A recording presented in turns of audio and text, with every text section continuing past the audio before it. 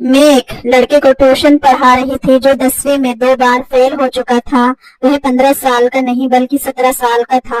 Tuition के समय वह हमेशा मेरी तरफ ही देखता रहता था। एक दिन वह सीधा मेरे कमरे में आ गया और कहने लगा, मैडम मैं आपको जितने भी पैसे चाहिए उतने दे दूंगा, लेकिन आप मुझे मेरे दिल की तसल्ली तक खुश कर दो। मैं प्रेम को छोटा समझकर उस पर हंस पड़ी। तब उसने बैठकर ही एक्स्ट्रा क्लास के खत्म होने तक पूरे जोश में मेरा नाम नेहा है। मैं घर पर ही ट्यूशन चलाती थी और 10वीं तक के लड़के लड़कियां मेरे पास पढ़ने आते थे। ट्यूशन से मैं महीने के 7,000 रुपए कमा रही थी, लेकिन वह भी कहीं ना कहीं घर में खर्च हो जाते थे। हजारों रुपयों में भी मैं अपना घर ठीक से चला नहीं पाती थी, लेकिन जो था मेरे लिए वह ठीक ही चल रहा था। एक दिन मेरी ट्यूशन में एक 60 साल का व्यक्ति अपने 15 साल के पोते को लेकर आया। वह व्यक्ति बड़ी महंगी गाड़ी में मेरे घर आया था और उसकी जीवन शैली भी बिल्कुल अमीर लोगों की तरह थी। उस व्यक्ति की ये शान देखकर मेरी आंखें चमक गई। मैंने उनसे उनका परिचय पूछा तो वह बोले, मैं दीनदयाल हूँ और मैं अपने पोते को आपके पास ट्यूशन के लिए लाया हूँ। मुझे ये सवाल उठ रहा था कि वह व्यक्ति इतना अमीर होते हुए भी अपने पोते को घर की ट्यूशन में क्यों लाया, जबकि शहर में बड़े बड़े कोचिंग सेंटर थे। मैंने उनसे वही अपने सवाल का जवाब मांगा। इस पर उन्होंने कहा, मैडम अगर आप मेरे पोते को 15 साल का समझ रही हैं तो सुनिए, वह 15 साल का नहीं बल्कि 17 साल का है। उसका 10वीं पास करने का उम्र तो कब का निकल चुका है। पिछले 2 साल से वह बार बार 10वीं में फेल हो रहा है। शहर के बड़े बड़े कोचिंग में उसे पढ़ाया गया, लेकिन कुछ फायदा नहीं हुआ।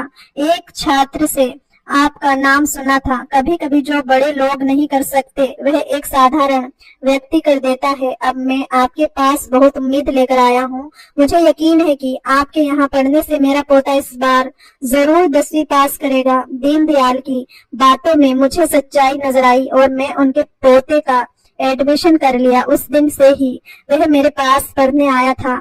मैं बाकी छात्रों से महीने के 2,000 लिया करती थी, लेकिन दीनदयाल से मैंने उनके पोते की ट्यूशन फीस 3,000 बताई। इस दिन से उन्होंने उसे मेरे पास ट्यूशन के लिए छोड़ दिया। उनके लिए तो 3,000 मामूली बात थी, क्योंकि बाकी माता पिता की तरह उन्होंने पैसे देने में कोई झंझट नहीं की थी। पहले ही दिन उन्होंने मुझे पूरे महीने की फीस दे दी थी। पहले दिन जब मैं अमन को पढ़ाना शुरू किया तो वह पढ़ाई में बहुत कमजोर दिखा। उसका ध्यान पढ़ाई छोड़कर कहीं और था। 2 दिन तक यही चलता रहा। तीसरे दिन दीनदयाल अपने पोते की पढ़ाई के बारे में पूछने ट्यूशन में आए। मैंने उनसे कहा, आपका पोता पढ़ाई में बहुत कमजोर है, मुझे उस पर अतिरिक्त मेहनत करनी पड़ेगी और इसके लिए फीस भी ज्यादा लगेगी। 3,000 में मैं काम नहीं चलेगा। आपके पोते पर ज्यादा ध्यान देना पड़ेगा। किसी के लिए आपको महीने के 10,000 देने होंगे।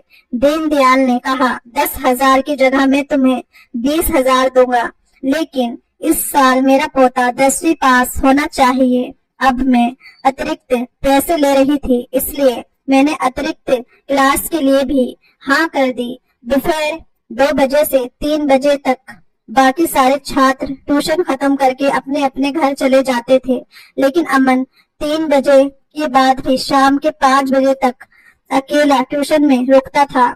एक दिन जब सारे छात्र चले गए तो मैं थोड़ा आराम करने के लिए किचन में पानी पीने चली गई। जब किचन में से बाहर आई तो मैंने देखा कि अमन मोबाइल चला रहा था। जैसे ही मैंने उसके हाथ से मोबाइल देखा, मैंने उससे मोबाइल ले लिया। उसके पास जो मोबाइल था वह साधारण नहीं था, बल्कि बहुत महंगा फोन था। 17 साल की लड़के के हाथ पर 1.5 लाख का फोन देखकर मेरी आंखें चमक गई।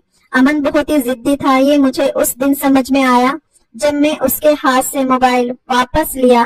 मोबाइल वापस देने के लिए जिद करने लगा। इस खींचातानी में मेरी ओढ़नी नीचे गिर गई और अमन की नजर अचानक गलत जगह पर टिकी। उसकी नजर को समझते ही मैंने उसे उसका मोबाइल वापस दिया और तुरंत अपनी ओढ़नी संभाली। मैं अमन को छोटा समझती थी, लेकिन उसमें बच्चों जैसा कोई अंश नजर नहीं आया।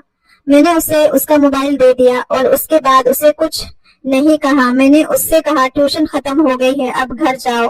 तब वह मेरे पास आकर बैठ गया और बोला, टीचर मुझसे गलती हो गई। बोलते बोलते उसने मेरा हाथ अपने हाथ में ले लिया।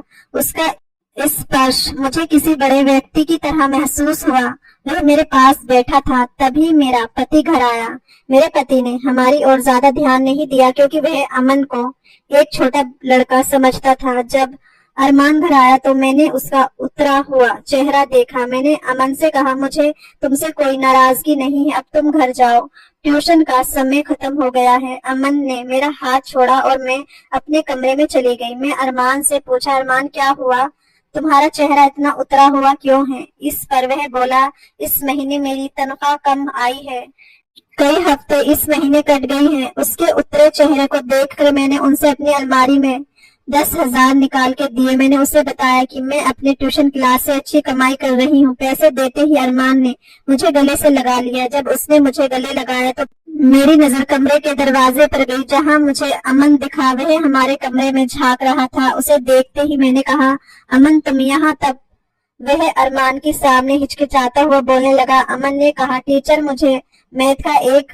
सवाल समझ में नहीं आ रहा था इसलिए मैं रुक गया था। तब अरमान फ्रेश होने के लिए बाथरूम में चला गया। मैं अमन को लेकर बाहर हॉल में आई। घर में ट्यूशन लेना बहुत मुश्किल होता है क्योंकि बच्चों की नजरों में क्या आ जाए ये कहा नहीं जा सकता।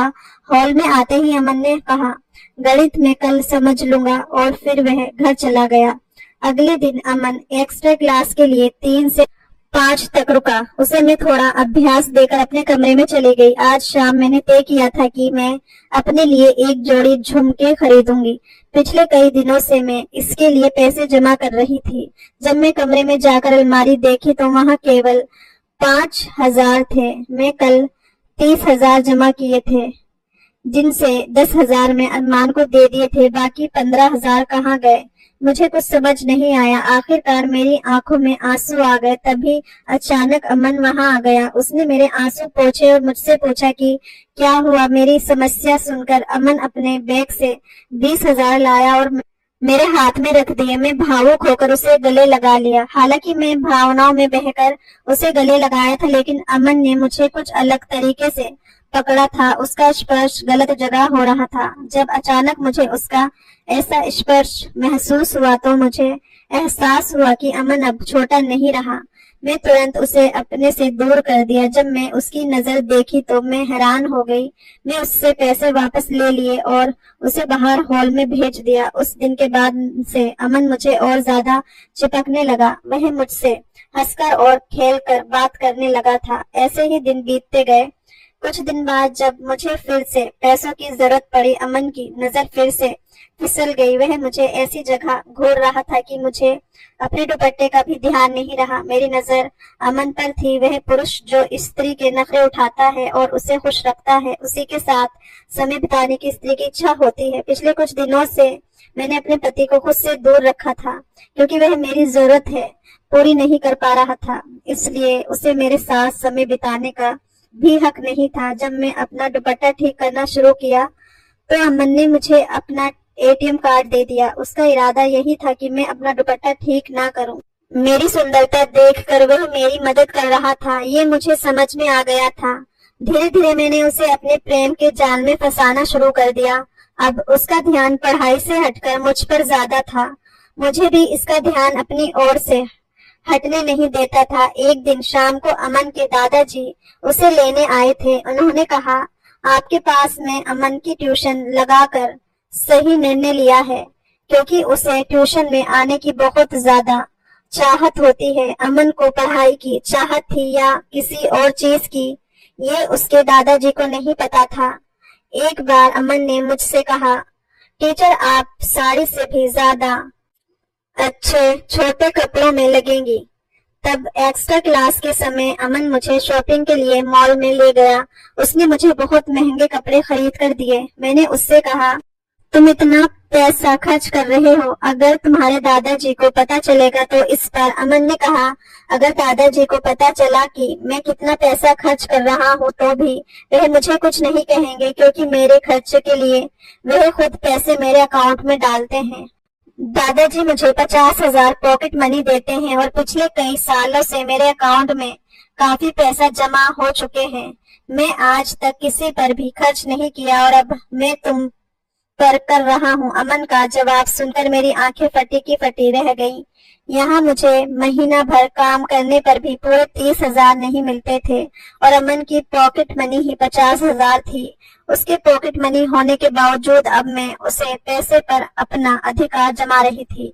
इस पर से अमन मेरी इच्छा पूरी कर रहा था। उस दिन मॉल में 2 घंटे घूमने के बाद मैं बहुत थक गई थी। घर आते ही मैं आराम किया और फिर अपने कमरे में बाल सुखाने लगी। तभी अमन मेरे कमरे में आ गया। मुझे बात गाउन में देखकर वह पूरी तरह से होश खो बैठा। मेरे पास आकर वह मेरे शरीर पर हाथ फेरने लगा। मैंने उससे खुद से दूर किया तो उसने मुझे जोर से अपनी ओर खींचा। अमन ने कहा, टीचर मैं आपको जो चाहिए वह दे रहा हूँ, तो आपको भी मुझे जो चाहिए वह देना चाहिए। अमन ने मुझे अपनी अनुचित इच्छा व्यक्त की। पिछले कुछ दिनों से वह मुझे अनजाने में अजीब ढंग से छूता था और मुझे अजीब तरीके से देखता था, लेकिन मैंने उसे कभी कुछ नहीं कहा। अब अचानक उसने अपनी अनुचित इच्छा जाहिर कर दी थी। मैं अमन से कहा, अगर मैं तुम्हें मना कर दूं तो? इस पर उसने कहा, तो मैं तुमसे दूर चला जाऊंगा। जब मुझे समझ आया कि अगर अमन मुझसे दूर जाएगा तो मुझे उससे मिलने वाली आर्थिक मदद और मेरा घर सब कुछ बंद हो जाएगा, तब मैं घबरा गई। मुझे पैसों की बहुत जरूरत थी। मेरे पति की 30,000 की सैलरी में कुछ भी पूरा नहीं हो पाता था। हमारे 14 साल के बेटे को भी हमने पढ़ाई के लिए उसकी मामी के पास छोड़ रखा था और उसकी पढ़ाई के पैसे भी हमें बीच बीच में भेजने पड़ते थे। ये सब सोच विचार करके मैंने अरमान को छोड़ दिया और अमन को वह सब कुछ देने के लिए तैयार हो गई जो वह चाहता था। मुझे लगा कि अमन को इन सब बातों की ज्यादा जानकारी नहीं होगी और वह क्या कर लेगा, लेकिन जब वह मेरे पास आया तो उसने किसी अनुभवी व्यक्ति की तरह मेरे साथ समय बिताना शुरू कर दिया। मैं अमन को छोटा समझ रही थी, लेकिन वह बिल्कुल भी छोटा नहीं था। अब वह हर रोज एक्स्ट्रा क्लास के समय मेरे साथ समय बिताने लगा था। इसी तरह 2-3 दिन गुजर गए। एक दिन मैं अमन के पास ऐसी गोलियां देखी जो नहीं होनी चाहिए थी। मैंने उससे पूछा कि उसने ये ताकत बढ़ाने वाली गोलियां कहाँ से लाई, तो उसने कहा, पैसा फेंको तो सब कुछ मिलता है, जैसे तुम मुझे मिली हो। अमन की ये शब्द सुनने में अजीब लगे, लेकिन मुझे पैसों की जरूरत थी, इसलिए मैंने उसकी बात तो पर ध्यान नहीं दिया। मेरे साथ समय बिताने से पहले अक्सर उन गोलियों का सेवन करता था। मैंने कई बार उसे वह गोलियां लेने से मना किया, लेकिन एक बार जब वह बिना गोलियां लिए मेरे साथ समय बिताने आया तो उसने खुद को कमजोर महसूस किया। अमन खुद को बड़ा समझता था और ये दिखाने के लिए वह सब कुछ कर सकता था। वह उन ताकतवर गोलियों का सेवन करता था। उस दिन अमन को चक्कर आ रहे थे, फिर भी उसने मेरे साथ समय बिताने में कोई झिझक नहीं दिखाई। अमन मेरी हर जरूरत को पूरा कर रहा था और मैं उसे वह खुद दे रही थी जो वह चाहता था। इन सारी बातों की मेरे पति अरमान को जरा भी खबर नहीं थी। मैंने अरमान से ये कहा रखा था कि मेरे पास 2-3 कमजोर छात्र हैं जिनकी मैं पढ़ाई में मदद कर रही हूँ। उसके माता पिता ने उस लड़के की ट्यूशन करने के लिए मुझे 10,000 रुपए फीस थी। इस सोच से अरमान सोचता कि उसे ही फायदा हो रहा है। उसे मेरे और अमन के रिश्ते के बारे में जरा भी जानकारी नहीं थी। एक दिन मेरे मोबाइल पर मेरी बहन का फोन आया। सुनीता ने मुझे फोन पर जो कुछ भी बताया उसे सुनकर तो जैसे मेरे पैरों तले जमीन खिसक गई। जब उसका फोन आया तब मैं अमन के साथ अपने प्रेम में थी। अमन को चक्कर आ रहे थे और वह मेरी बिस्तर पर पड़ा हुआ था। मेरी बहन की बात सुनते ही मैं अमन को खुद से अलग किया। सुनीता ने कहा, नेहा अपने बेटे को अभी के अभी यहाँ से ले जाओ। तुम्हारी स्थिति को ध्यान में रखकर मैं उसे पढ़ा रही थी, लेकिन उसने ऐसा काम किया है जिससे मेरी इज्जत पर दाग लग गया है। सिद्ध जहाँ ट्यूशन पढ़ने जाता था वहाँ उसने अपनी ट्यूशन टीचर पर बुरी नजर डाली थी, इसलिए मेरी बहन मुझे घर छोड़ने जा रही थी। मेरे बेटे की हरकत सुनकर मुझे समझ नहीं आ रहा था कि मैं उसे किस मुंह से बोलूं, क्योंकि मैं खुद एक टीचर होने के बावजूद कुछ पैसों के लिए एक 17 साल के लड़के की अनुचित मांगे पूरी कर रही थी। उस दिन मुझे समझ आया कि अगर मैं समय रहते अमन को ये सारी बातों के लिए मना कर दिया होता और उसे बिना वजह अपने प्रेम के जाल में ना फंसाया होता तो आज मेरे बेटे ने ऐसा कुछ नहीं किया होता। सिद्ध ने जो किया वह मेरी ही गलतियों का परिणाम था। मुझे मेरी गलती का एहसास करने के लिए ही शायद ये सब कुछ हुआ उस दिन मैं अमन द्वारा दिए गए सारे गिफ्ट और पैसे वापस कर दिए और उसे मेरी ट्यूशन में आने से सख्त मना कर दिया। अमन द्वारा ली जा रही दवाओं का बुरा असर दिखने लगा था, इसलिए उसने सबसे बाहर निकलने का फैसला किया था। उसको यह एहसास हो गया था कि उसने बहुत कम उम्र में एक बड़ी गलती की थी। उस दिन के बाद से उसने पढ़ाई पर ध्यान देना शुरू कर दिया। मैं ट्यूशन पढ़ाना बंद कर दिया था क्योंकि पिछले महीने में मैंने जो कुछ भी किया था उसका मुझे बहुत पछतावा था। मैं उस बारे में अपने पति से कुछ नहीं कहा सकती थी और ना ही मैं अपने 14 साल के बेटे से नजरें मिला सकती थी। सिद्ध ने जो किया था वह गलत था, लेकिन मैं उसे किस मुंह से डांटो ये मुझे समझ नहीं आ रहा था। उस दिन से मैंने ठान लिया कि जो मेरे पास है उसी में खुश रहूंगी। पैसा सब कुछ नहीं होता, पैसे से बढ़कर होते हैं संस्कार।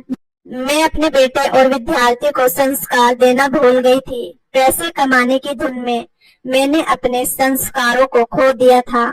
भगवान ने मेरे बेटे से गलती करवाकर मुझे मेरी गलती का एहसास करवाया।